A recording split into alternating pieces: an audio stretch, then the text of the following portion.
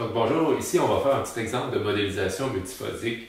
Dans le sens ici, on va faire une modélisation avec des éléments discrets qu'on va essayer de tout ramener une grosse équation qui représente le comportement d'un système comme ça de façon plus simplifiée.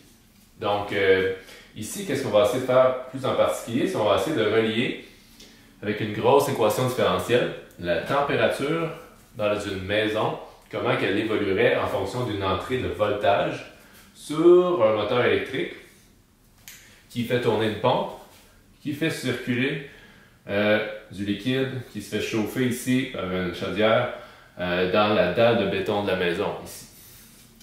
Donc on va essayer de d'abord sortir les équations de chacun des domaines ici. Donc il y a une partie électrique dans le moteur électrique, il y a une partie mécanique, le rotor du moteur électrique et la pompe, une partie fluidique, le fluide qui se fait entraîner par la pompe, puis il y a une partie thermique, l'évolution de la température dans la maison. Ensuite, on va écrire c'est quoi les relations, les phénomènes de transduction entre les différents domaines. Puis ensuite, on va faire un schéma bloc, on va faire une étape de simplification là, pour représenter cette grosse équation différentielle-là. Donc, si on commence dans le domaine électrique, c'est quoi l'équation ici qui me permettrait de relier, d'avoir une loi de conservation? Dans tous les domaines, dans le fond, on va commencer avec une loi de conservation. Et ensuite, on va regarder c'est quoi les lois constitutives de chacun des éléments. Donc, dans le domaine électrique, ma loi de conservation que j'utiliserais, ça serait une des lois de Kirchhoff. Si on fait un tour complet du circuit, la somme des voltages, on doit revenir à zéro. Donc, ce que ça voudrait dire, c'est en fait, c'est que le voltage ici, ça va être égal à la différence de potentiel de mon inductance, plus la différence en potentiel de ma résistance, plus la différence en potentiel reliée à la transduction de mon moteur électrique.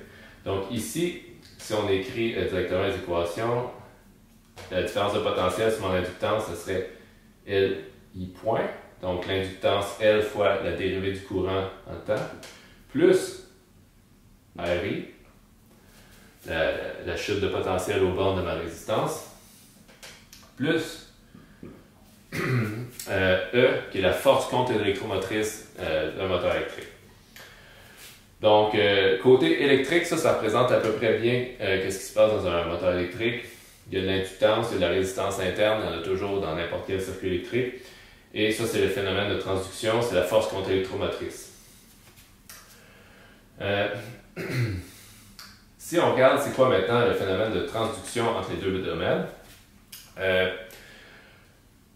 typiquement, un moteur électrique, modélisation simple, ce serait que le torque engendré ici,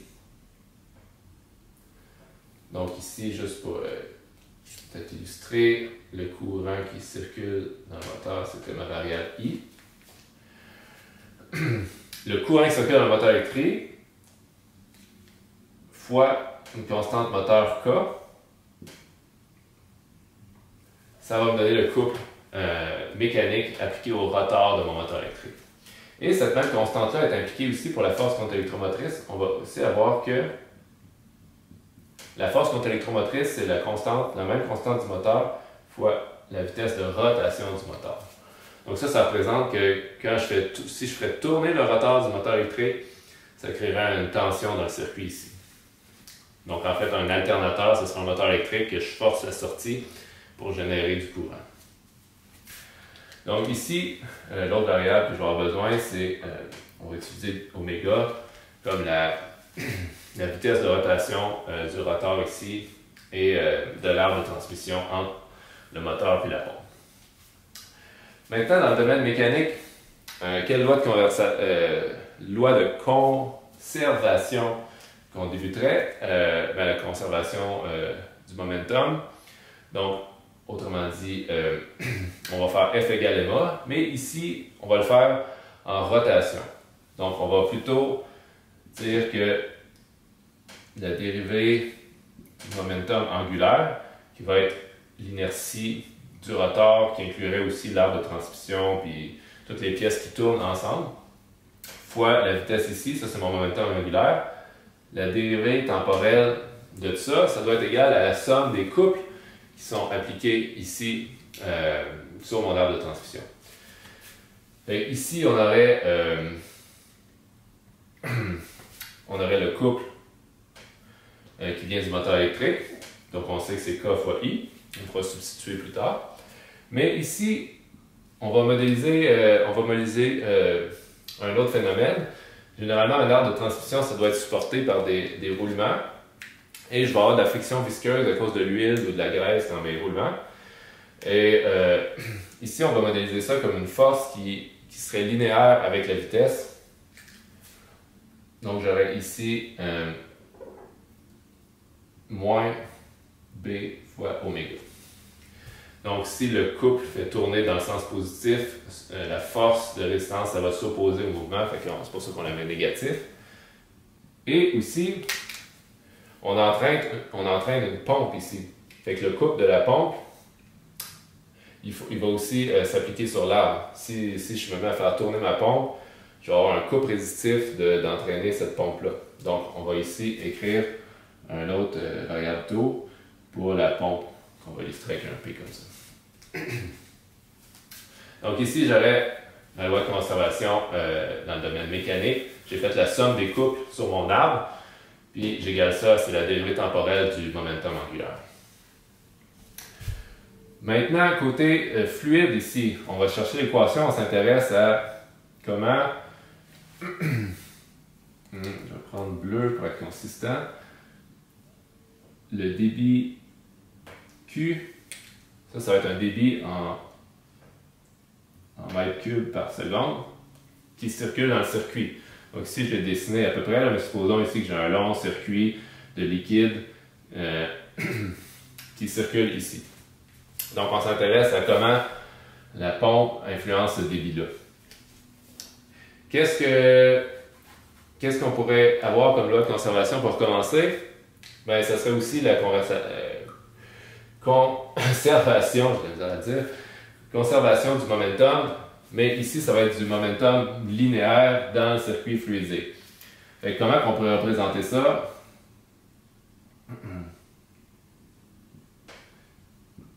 Mais on pourrait trouver une inertie équivalente qui est reliée au débit. Et la dérivée temporelle de ça, ça va être égal à la somme des pressions qui s'appliquent dans le circuit. Fait qu'ici, si on regarde, c'est quoi les différences de pression qui s'appliquent sur mon fluide et qui vont accélérer le fluide ou le ralentir, ben, j'ai la pompe qui va entraîner un certain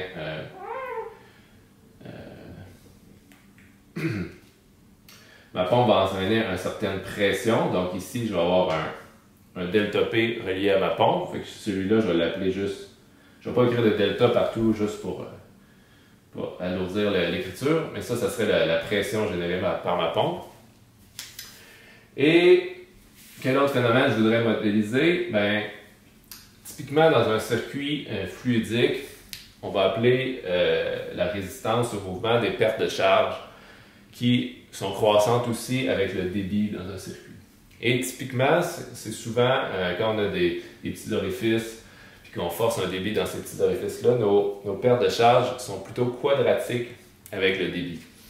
Donc ici, on pourrait trouver une constante C qui, quand je multiplie fois le débit au carré, ça me donne à peu près une perte de pression que j'aurais dans tout le circuit que j'ai plein de petits orifices et de coudes et toutes sortes de choses qui font que j'ai des pertes de charge. Donc en gros, qu'est-ce que ça me dit cette équation-là? C'est que j'ai une pression générée par ma pompe moins des pertes de charge dans le circuit. Ça, c'est égal à le changement de momentum de mon fluide ici. Donc, si on pourrait sortir le I ici, puis on aurait comme l'accélération en termes de débit dans le circuit.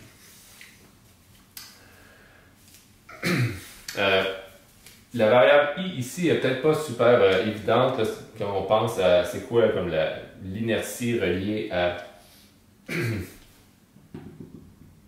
un débit. Qu'est-ce qu'il faudrait que ça représente? C'est, on pourrait toujours penser à l'énergie cinétique.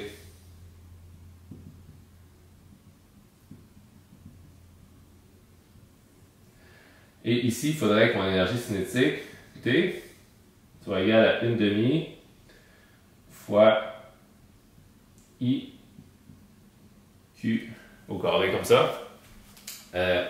Donc, si on a différentes sections, on serait capable de relier la vitesse linéaire du fluide en fonction du débit dans toutes les sections et on pourrait calculer la masse équivalente I, si on veut, en faisant cette analyse-là plus en détail. Ici, on va juste dériver les équations avec ce paramètre-là, comme si on l'avait déjà calculé. Et maintenant, dans le domaine thermique, qu'est-ce qu'il nous resterait à modéliser? On va juste parler ici un petit peu de nos hypothèses, de qu'est-ce qu'on va considérer ou pas en ce qui est trait au circuit thermique. Premièrement, on va supposer qu'on a une chaudière ici qui applique un delta température. Fait que supposons que ça c'est une chaudière indépendante qui, si un fluide qui rentre à 10 degrés, elle va le sortir à delta T degrés de plus chaud tout le temps comme ça. Il y a des chaudières que peut-être qu'on aurait asservi juste la température en sortie. Il y a les équations seront un petit peu différentes, mais là on va faire le cas où cette chaudière-là elle donnerait un delta T constant, peu importe le débit dans le circuit. Les autres cas, ce sera un peu plus compliqué en termes d'équations, mais là on va faire ce cas le plus simple. Et maintenant, on va s'intéresser au domaine thermique. Supposons que ça c'est une dalle de béton, une grosse dalle de béton dans la maison. Cette dalle-là va se faire chauffer en premier, puis après, par radiation, cette dalle-là va chauffer la maison. Donc, on va essayer de modéliser le circuit comme deux masses thermiques avec les échanges de chaleur entre ces deux masses thermiques. Donc ici, on va dire que T1, c'est la température de la dalle de béton. T2, c'est la température de l'air ambiant dans la maison. Et on aurait TO qui serait une température extérieure qu'on aurait besoin à cause que les transferts thermiques vont dépendre des températures ici. Et maintenant, qu'est-ce qu'on va modéliser? Il va y avoir une énergie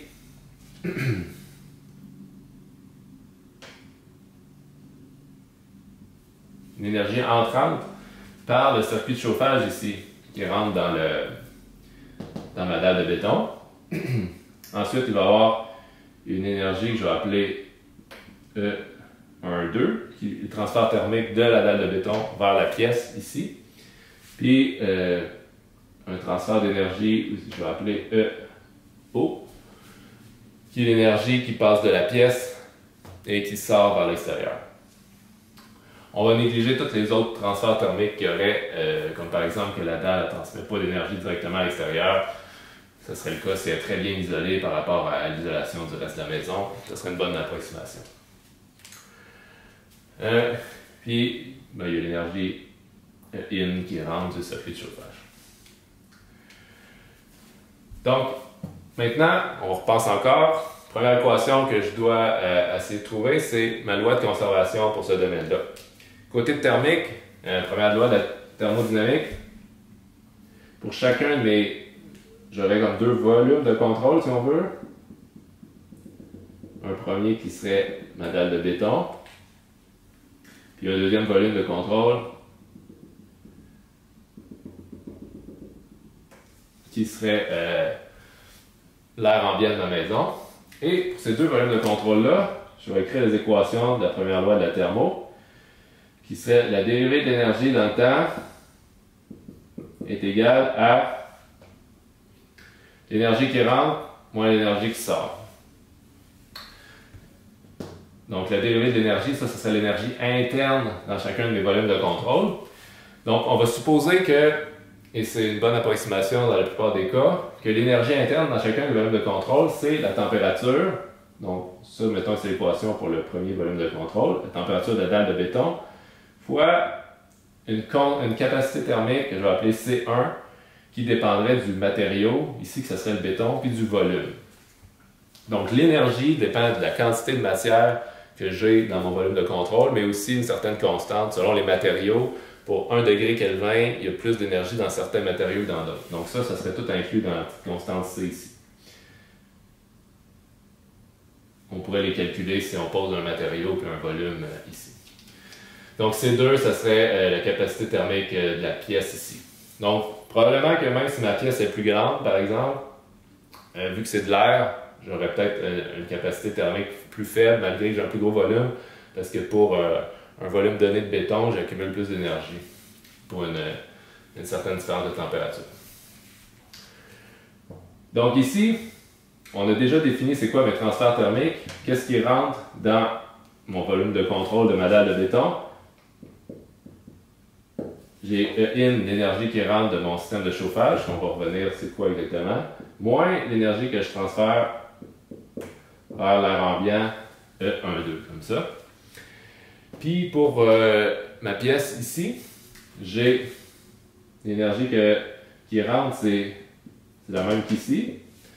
C'est l'énergie qui se fait transférer vers la pièce par ma dalle de béton, moins l'énergie qui se fait transférer à l'extérieur. Donc ici, ça correspondrait à quoi mes quantités de transfert thermique? Donc ici, je vais juste le réécrire plus bas. C'est quoi qui relie mon domaine fluidique puis mon domaine thermique? C'est en fait, ça va correspondre à c'est quoi E in. Et ici, j'ai défini que j'ai un delta T constant, supposons que c'est ça que ma chaudière a fait, puis j'ai un débit qui va être contrôlé par ma pompe. Fait que si j'ai un certain nombre de fluides, Q, un delta T, et là on pourrait juste regarder les unités, ça c'est des mètres cubes par seconde, delta T c'est des kelvins, fait que là j'aurais des kelvins mètres cubes par seconde, fait qu'il faudrait que j'aille un facteur qui me dit comment j'ai de joule dans un kelvin, comment j'ai de joule dans un mètre cube qui a une delta T de 1 kelvin pour me dire c'est quoi en fait en termes d'énergie ce qui rentre ici. Donc, on aurait une capacité volumique là, qu'il faudrait qu'il soit en fait ici des joules par mètre cube par kelvin qu'il faudrait calculer pour mon fluide. Est-ce que c'est un fluide quelconque qui a une certaine capacité thermique? On pourrait trouver une valeur comme ça. Puis ça nous dirait ici pour un delta T, il y a un débit, voici l'énergie qui rentre ici. Fait que ça définirait ici E in dans notre équation qui dépendrait du débit ici, qui dépendrait de la pression de ma pompe, qui dépendrait ici de la mécanique, qui dépend de l'électrique. Fait qu'on voit que tout est un peu relié. J'ai oublié d'ailleurs de parler de la relation entre le mécanique et le fluide. On va y revenir après, on va finir le thermique avant. Donc ça c'est si on veut, le phénomène de transduction entre le fluide thermique. Ça ici c'était ce qui relie l'électricité et le mécanique. On va revenir pour tantôt pour la pompe. On va juste finir ici dans le thermique. Ça serait quoi mes autres transferts thermiques? Ben, un modèle simple, c'est la loi de conduction de Fourier qui nous dirait que les transferts thermiques, c'est relié au delta T entre les deux volumes, divisé par une résistance thermique. Donc, vous avez déjà entendu parler peut-être d'isolation de maison. Donc, si on veut des gros murs, on a des gros facteurs R. Ça correspond à des résistances thermiques. Donc, on définirait ici que, par exemple, E12, ça va être T1 moins T2 divisé par R12. Donc ici, c'est ça. Si ma dalle de béton est très chaude, pas mal plus chaude que l'intérieur, j'ai une grosse différence de température, divisé par l'instance thermique, ça me donne l'énergie ici qui serait transférée du béton vers l'air ambiant. Et ensuite, même chose pour celui à l'extérieur. Ici, on a la même équation, ça serait la même dans la définition pour les deux. Ici, on aurait aussi le même transfert, même équation, sauf que R, ça va être température 2 moins la température de l'extérieur, donc la différence par rapport à la température extérieure divisé par R O, qu'on va appeler, qui serait la résistance thermique de mes murs, de mon toit, puis tout ça compris ensemble. Donc ici, on n'a pas exactement une définition R qui serait comme divisée pour une surface donnée. Il faudrait multiplier par la surface là, si on regardait les unités là, pour quel chiffre il faudrait mettre dans ces valeurs R. Donc, on a défini, on a relié dans le fond ici nos températures T2, T1 qui vont revenir dans nos équations. On a tout ce qu'il faut ici. Il faudrait revenir en arrière pour avoir l'entrée qui serait définie par le débit, puis on pourrait calculer comment les températures évolueraient avec ces équations. Qu'est-ce qui nous restait ici à relier? C'est la pompe. Comment la vitesse de mon moteur, le torque que j'applique ici, mon moteur électrique, comment ça c'est relié au débit et à la pression qui est générée par ma pompe ici. Donc une pompe, un modèle simple de pompe,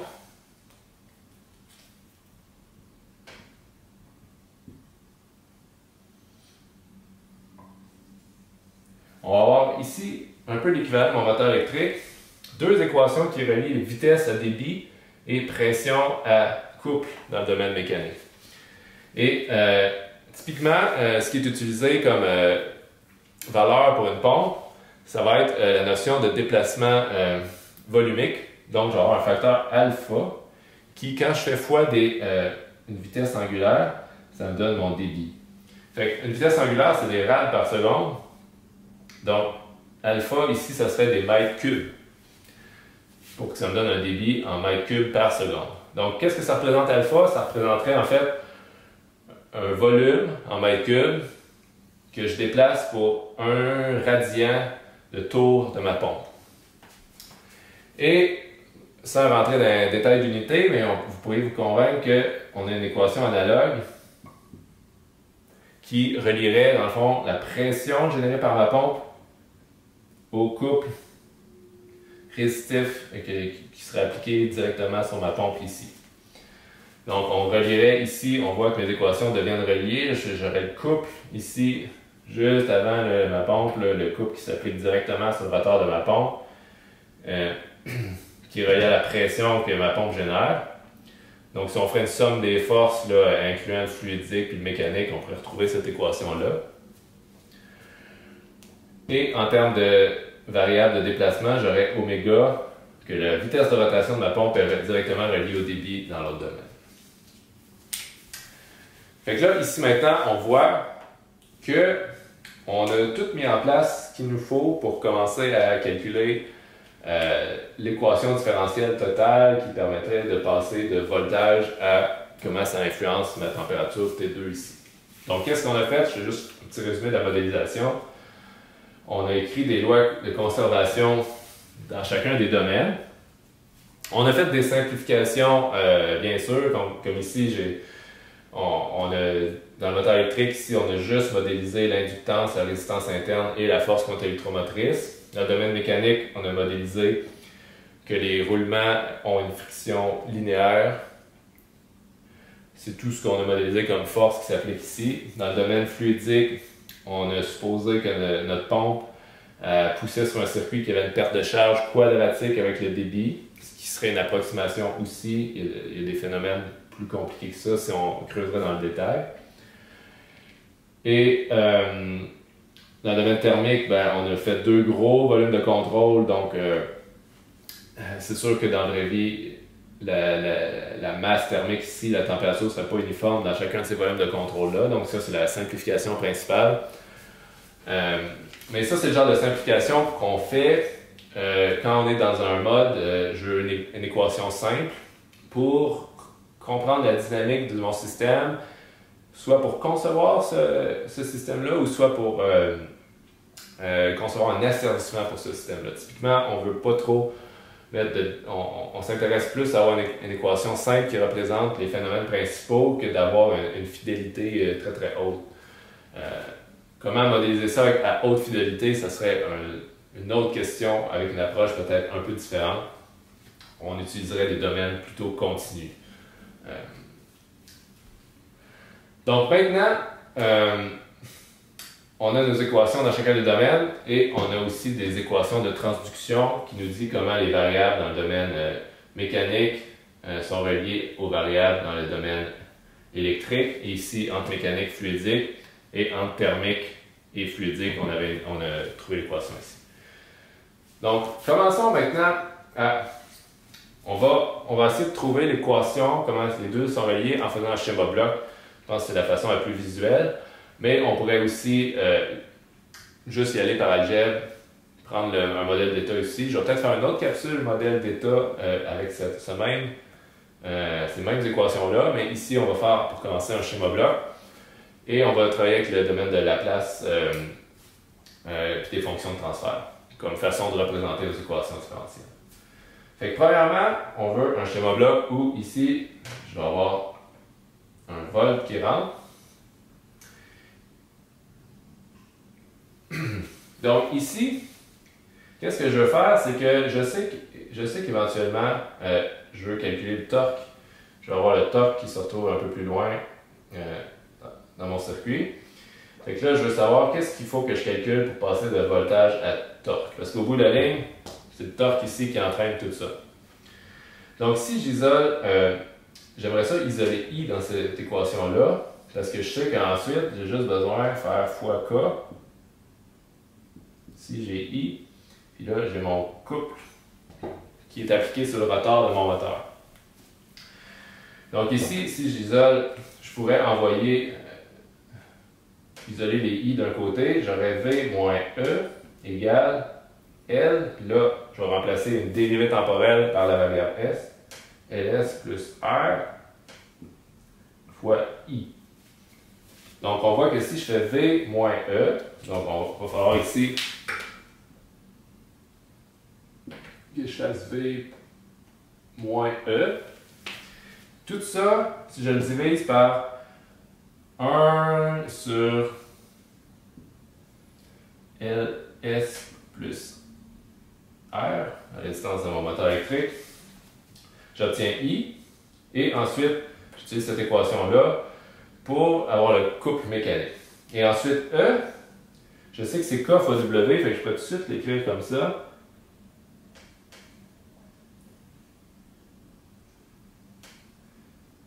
Ici, il va falloir que j'aille W dans mon schéma bloc qui revienne ici pour savoir qu'est-ce qui se passe côté électrique. Donc, le mécanique influence l'électrique, c'est ce qui est important de se rappeler. Et ici, c'est par la force contre-électromotrice.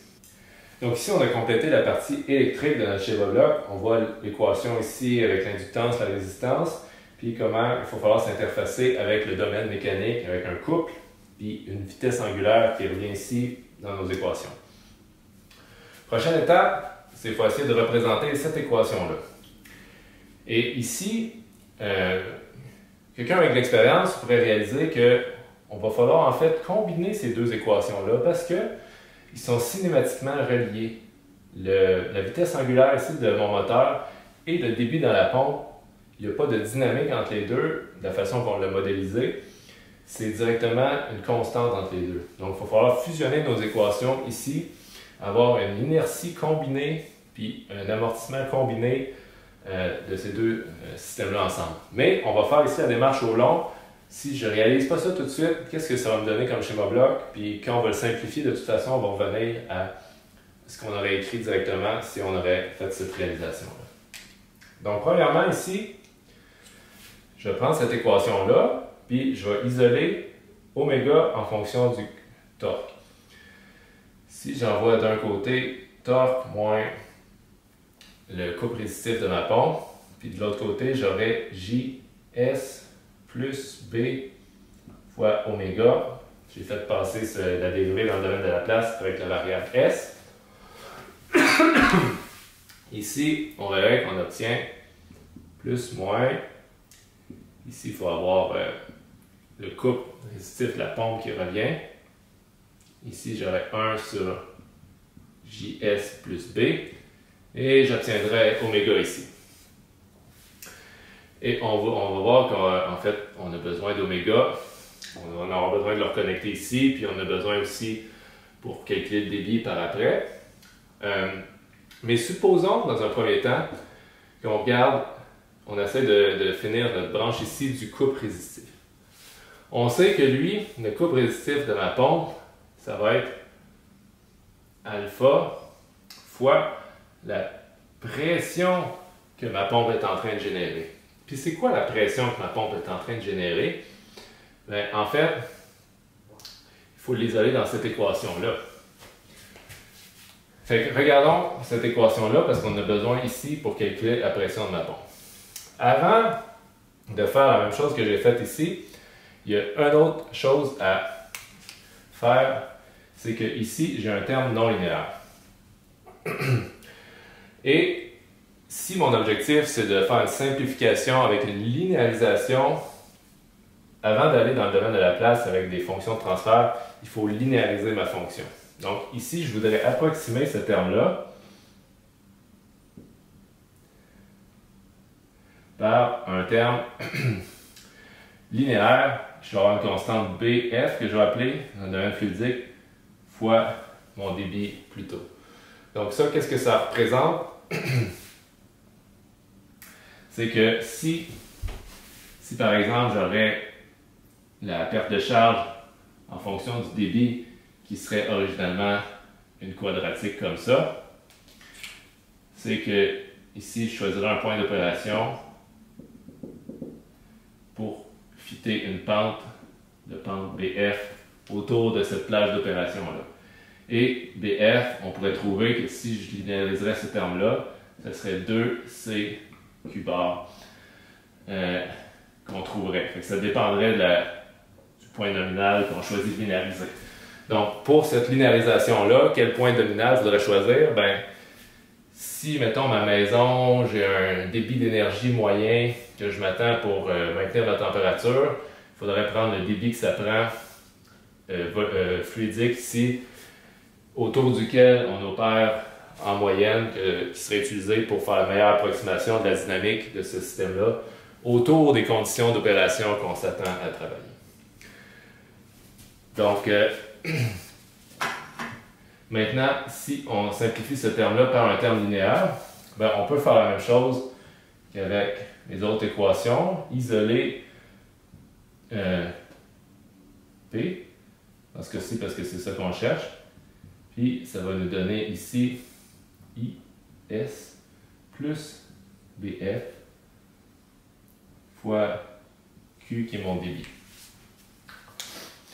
Ce que je mets en parenthèse ici, parenthèse, on peut voir ça comme des impédances dans différents domaines. On relie ici tension courant dans le domaine électrique, ça c'est l'impédance électrique du circuit. Ici on relie des couples à une vitesse angulaire, ça c'est l'impédance mécanique angulaire de mon moteur électrique. Ici on relie pression-débit, ça c'est une impédance fluidique de mon circuit. C'est des concepts qui peuvent être utiles quand on jongle avec des concepts comme ça multi-physique. Si je reviens à mon schéma bloc, qu'est-ce que ça me prend? Ça me prend ça est égal à... Là on peut avoir ici ma fonction de transfert, IS plus BF. Et maintenant il me faudrait Q, que je pourrais retrouver ici en faisant oméga fois alpha, parce que ça c'est ma cinématique de pompe. Donc on voit ici qu'on a une boucle de rétroaction, et si vous vous rappelez, si j'ai un schéma bloc avec une rétroaction comme ça, on peut simplifier par C sur 1 plus CH. Donc, dans notre cas, on a cette même structure-là. Il faut juste substituer ici. On aurait dans le fond 1 sur JS plus B, ça c'est mon C. H c'est alpha au carré fois ça. Donc ici j'ai 1 plus 1 sur JS plus B fois H qui est alpha à la 2 fois IS plus B plus BF comme ça. Fait qu'ici, si je fais fois JS plus B, je vais retrouver un format un peu plus beau d'équation de fonction de transfert. En multipliant par ça au dénominateur et au numérateur, je vais me retrouver avec ça comme ça. Et, je vais juste le réécrire ici. Souvent, on aime regrouper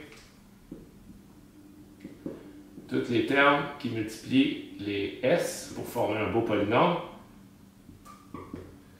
Donc, ici, j'ai regroupé les deux termes qui multipliaient ma variable à la place S. Et ici, c'est mes deux termes qui ne multiplient pas de S dans mon dénominateur ici.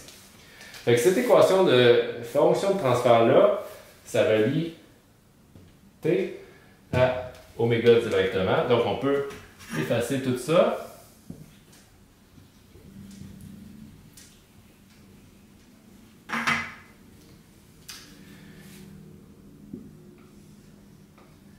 Et substituer par 1 sur J plus alpha carré fois I S plus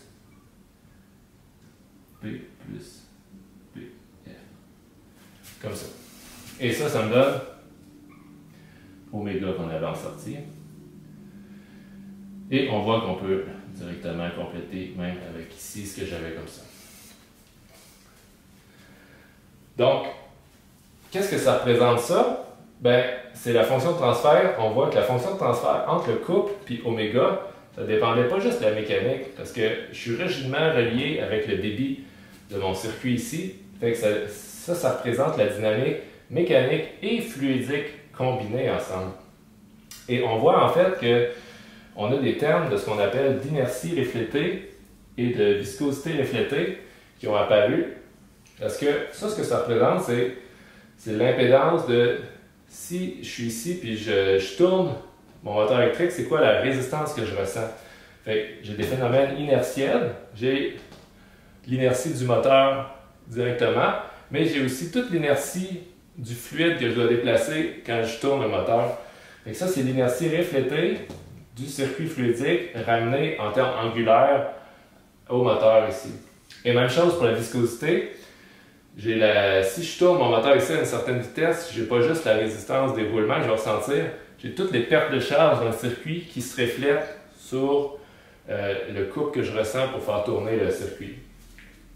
Fait que ça, quand vous êtes habitué, vous pouvez calculer directement des inerties reflétées ou des viscosités reflétées. Donc par exemple, pour l'inertie reflétée, comment on aurait pu la trouver directement?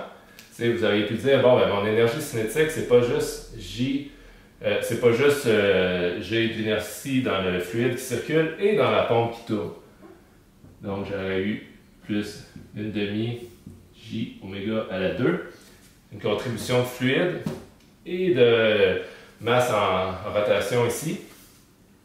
Et si je substitue ici, je veux éliminer Q, puis je veux le substituer par oméga ici, ben, on voit que si je mets alpha oméga ici, puis je mets ça au carré, vous allez retrouver une forme comme quoi vous allez avoir une demi de exactement le terme que j'ai ici, J plus alpha au carré I fois oméga à la 2. Fait que si j'utilise juste une variable qui représente la rotation ici, je peux trouver l'inertie directement avec une équation d'énergie cinétique comme ça. Mais bon, si vous ne réalisez pas ça tout de suite puis vous faites le schéma bloc,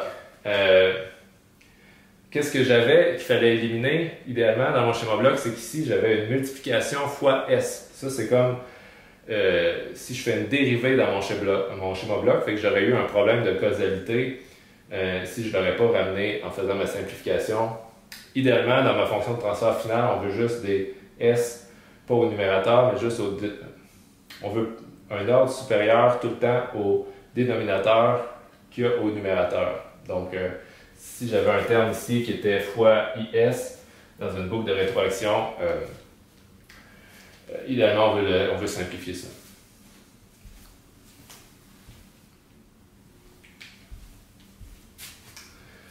Donc, si ici on poursuit, on a maintenant modélisé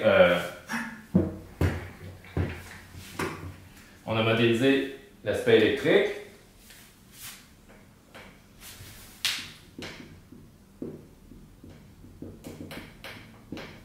Et on a l'aspect mécanique qu'on a inclus le fluidique dans le mécanique maintenant, il reste tout l'aspect thermique maintenant à modéliser. Je vais juste effacer ça pour se refaire un peu d'espace pour mon schéma bloc thermique qui va connecter tout ça ensemble. Donc on sait que l'énergie qui rentre ici, côté thermique, si je vais en rouge, il faut d'abord calculer le débit. Et ensuite, si on fait fois CV delta T, ça nous donne l'énergie qui rentre dans ma dalle de béton. Ça peut être intéressant de se rappeler que ici, j'assume que delta T est constant, mais ça pourrait être une deuxième entrée qui m'aide à contrôler le système en pratique. Maintenant, on va faire le schéma bloc pour ces deux équations-là ici, deux équations d'ordre 1, puis on va finaliser l'aspect thermique. Donc, je vais réécrire ces deux équations-là, puis on va les relier ensemble dans un deuxième temps. Fait qu'ici, j'ai E in moins, je ramène E12 ici. Et tout ça divisé par, si je mets ça dans le domaine de la place, 1 sur C1S, ça va me donner T1.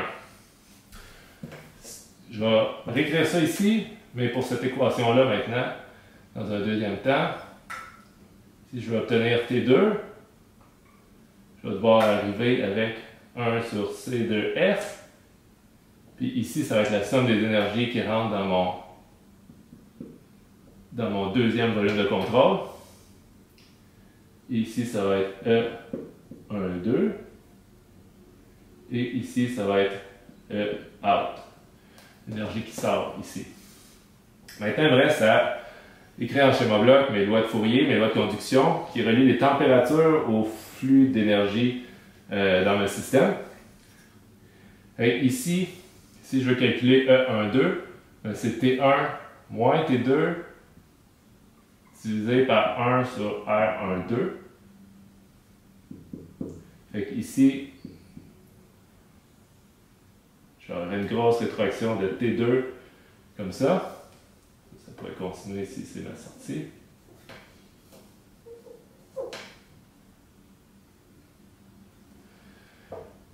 T1 moins T2 divisé par R12, la résistance thermique, comment ma dalle conduit bien la chaleur dans ma pièce.